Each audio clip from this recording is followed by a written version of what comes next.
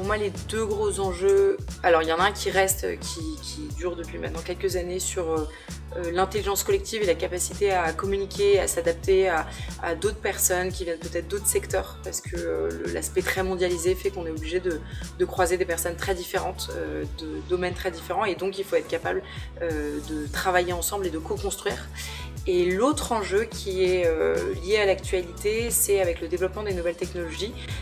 d'être capable de s'adapter à de nouveaux métiers et d'apprendre. Et donc on fait des formations sur le fait de booster ces apprentissages et elles sont assez diverses. Ça peut être autour des apprentissages liés aux nouvelles problématiques RSE, liées à l'intelligence artificielle, pour apprendre à maîtriser par exemple de nouveaux outils, les intégrer dans son quotidien de travail. Ça va être aussi des apprentissages sur soi, sur le fait d'être capable de s'adapter, de grandir, de faire grandir son équipe, et puis d'interagir toujours en étant en interaction avec les autres. En fait, l'apprentissage, ça vient d'une posture.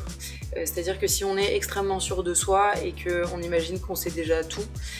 et qu'on n'a pas besoin de douter, ou alors si au contraire on ne sait pas tout mais les quelques choses qu'on sait on s'y accroche à tout prix, et bien en fait on n'est pas du tout dans une posture d'apprentissage, et donc ça passe par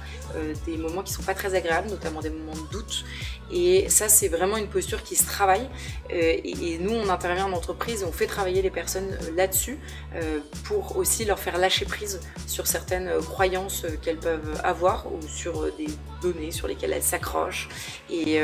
on va essayer de travailler avec elles sur comment est-ce qu'elles, avec les qualités qu'elles ont, la personnalité qu'elles ont, elles peuvent rester dans une dynamique et pas se figer, parce qu'on est dans un monde qui évolue constamment et c'est pas possible de rester figé.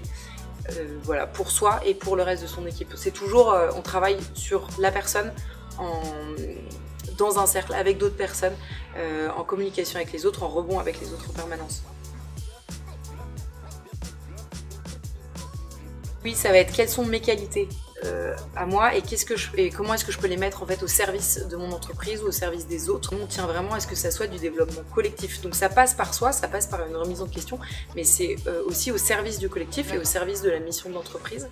ce qui permet d'ailleurs d'avoir une posture un peu différente. On ne travaille pas pour l'ego des personnes, on travaille pour plutôt du bien commun.